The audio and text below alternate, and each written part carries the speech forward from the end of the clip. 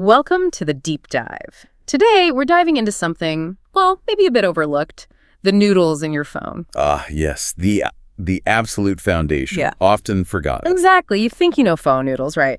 But there's this whole world of like science and real artistry behind making them properly from scratch. Yep. So our mission today, our deep dive, is really to walk through how authentic fresh faux rice noodles bomb phoed are actually made, step by step. Using a really detailed guide, yeah. We're looking at the whole process start to finish. Everything, from picking the right rice to getting that perfect final cut. And honestly, the level of precision, it's pretty surprising. It really is. Yeah. And the difference homemade makes compared to, the dried stuff, it's night and day. Okay, let's unpack that first big thing then. Rice. You might think rice is rice, but nope. Our source says the type of rice is absolutely critical. It really is everything. This is where the science bit kicks in hard. We're talking about amylose content. Amylose. Right, that's the starch component. Exactly.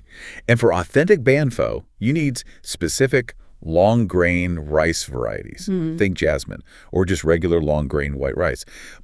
And this is key with a very specific amylose content, 22 to 28%. Okay, 22 to 28%. Why so specific? What happens if you're outside that window? Well, that specific range, it creates the perfect balance. Firmness, but also tenderness. You see, during steaming, the amylose helps form this starch network. Think of it like scaffolding. This network needs to be strong enough so the noodles hold their shape in that hot faux broth, but not so strong that they're stiff or brittle. They shouldn't get mushy, but they also shouldn't be, like, hard. So if you grab the wrong bag of rice, say one that's too low in amylose, Then that starch network is too weak. Your noodles will basically fall apart, get mushy almost instantly in the soup. It's, not pleasant. and too high. Too high, and the network is too rigid. You get noodles that are overly firm, maybe even a bit brittle.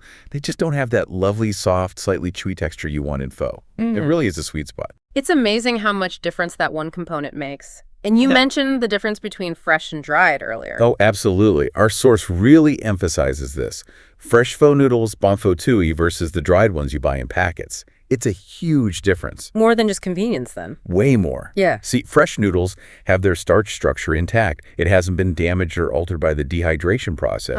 And that intact structure, that's what gives you that incredible silky smoothness, that satisfying chew or bounce. Drying changes the starch, makes it less elastic. Dried noodles tend to soak up water too fast, sometimes get a bit waterlogged. Right. Fresh noodles, though, they have this natural elasticity. They can handle that hot broth around 200 degrees Fahrenheit without just breaking down. It's a core difference, really elevates the whole bowl. That makes so much sense. And the physical shape, too, the width and thickness. I've definitely had pho where the noodles felt wrong. Too thin, maybe. Yeah, that matters too. The guide suggests cutting them to about 3 to 6 millimeters wide.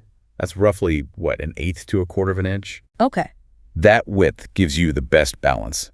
Enough surface area to grab onto that delicious broth, but still enough structure to hold up. And if they're too thin? Too thin, they can overcook super quickly, maybe even break apart.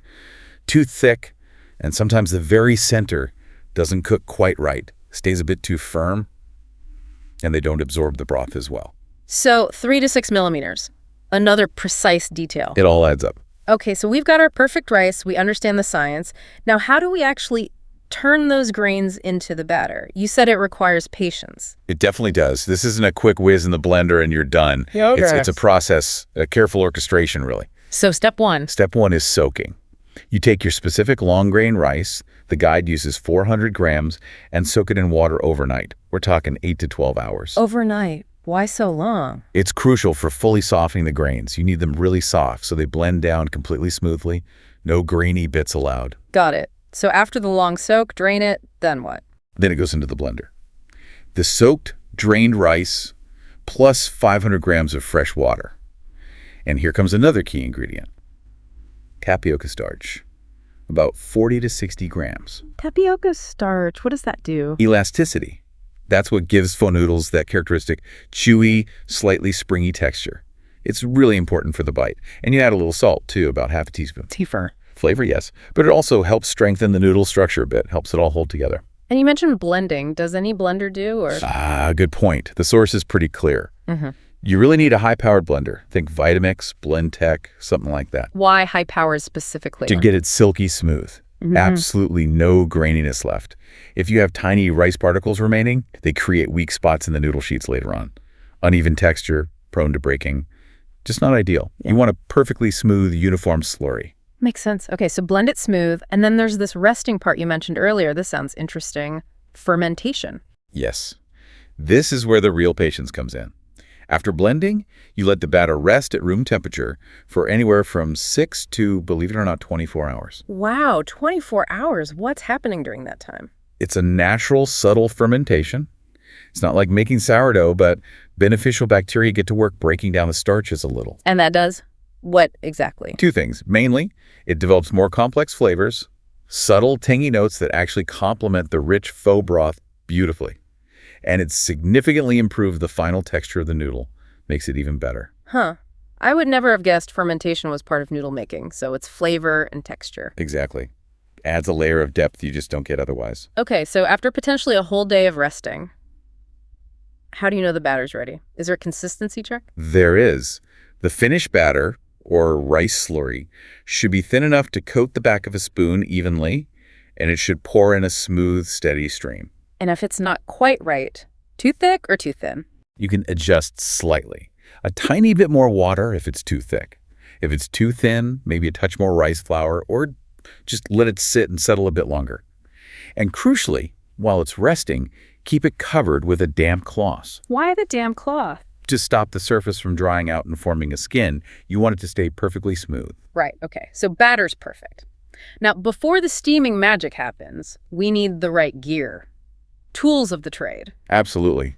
Like any craft, having the right tools makes a huge difference. It's about consistency, quality, and avoiding those frustrating little mistakes. So we already know about the high-powered blender. What else is essential for our noodle-making arsenal? You need a reliable steamer setup. The key things are, it needs to maintain a consistent temperature, 212 degrees Fahrenheit, so boiling point, and it needs a flat surface inside, ideally nonstick. Consistent heat is important, I guess. Very. Ensures even cooking. Yeah. And the flat, nonstick surface is for making those thin sheets and getting them out easily without tearing. Makes sense. What about actually handling the batter in the sheets? Okay, yeah, handling tools.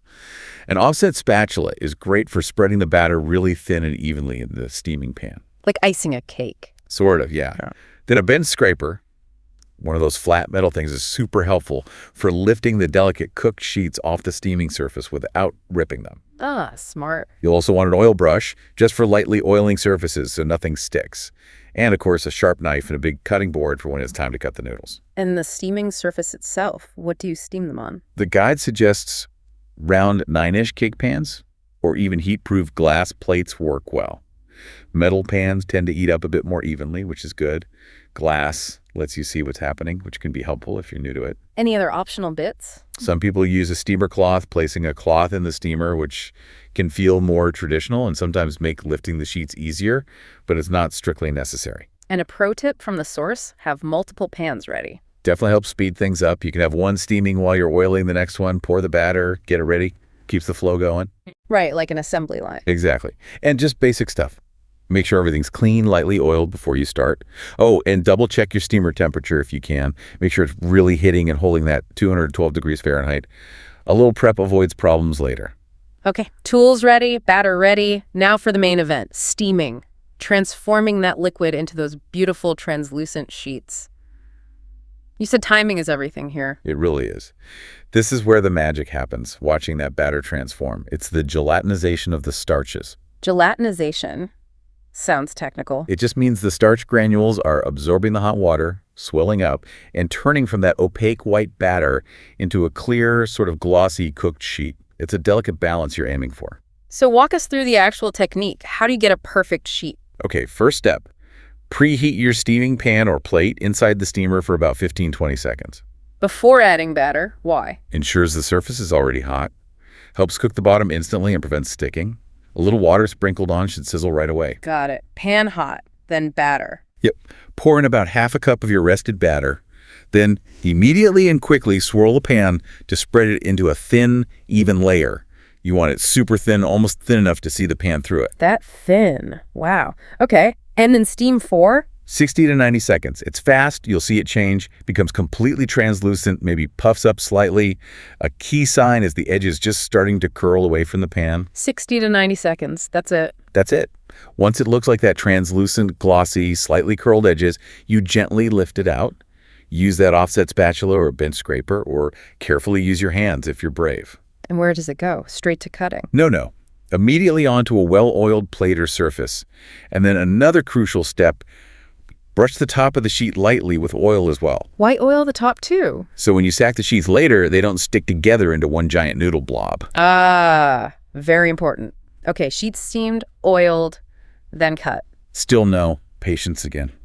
You need to let each sheet cool down for about 15 to 20 minutes. Cool down? Why? It seems like you'd want to work with them warm. It's counterintuitive, maybe, but that cooling time is vital. It allows the starches, which got all excited during steaming, to firm up and set properly. The sheet becomes much more stable, less fragile, and actually workable for cutting without tearing. Okay, so cooling is non-negotiable for handling. How do you keep things consistent when you're making multiple sheets? Does the timing change? Good question. You need to keep that steamer going at a steady, medium-high heat. Try not to lift the lid too often. Keep the steam pressure constant. Right. And yes, the timing might need slight adjustments. The first sheet might take the full 90 seconds. But as the pan and steamer get hotter, subsequent sheets might cook faster, maybe only 50 or 60 seconds. You just need to watch for that translucency and the edges curling. So it requires a bit of feel and observation as you go. Definitely. And making sure each batter layer is consistently thin. Too thick, you get dense noodles. Too thin, they're just too fragile. And keep oiling those surfaces. All right, we've steamed, we've oiled, we've cooled. Finally, the satisfying part, turning sheets into noodles. Yes. But again, how you cut and store them is just as important as how you made them. You want to preserve that amazing texture you work so hard for. So how do we do it? Do you just slice the sheet? The best way is to stack maybe 3 or 4 of those cooled, oiled sheets together, then fold the stack neatly maybe into quarters. I love them. Okay. Yeah, folding makes it easier to handle and cut evenly. Then you take your sharp knife or even sharp kitchen shears and slice crosswise through the folded stack. And the width again was? Aiming for that 3 to 6 millimeter range like we talked about. Yeah. 1/8 to 1/4 inch. Remember, slightly wider, maybe 6 millimeter, holds up nicely in the broth. Thinner, 3 millimeters, is more delicate. And sharp tools are key here, I imagine. Absolutely. You want clean, decisive cuts, no dragging or tearing the delicate sheets. Once cut, gently fluff them up or separate the strands so they don't clump together. Perfect noodles achieved. Now, storage. Can I make a giant batch for the week? Please say yes. I wish I could, but no, these are truly best fresh, maximum flavor, perfect texture. Use them right away if you can. But if I have to store them? Okay, if you must. Airtight container, in the fridge, but maximum 2 days. Really? Only 2 days. That's it. Why so short? They just start to lose that ideal texture pretty quickly.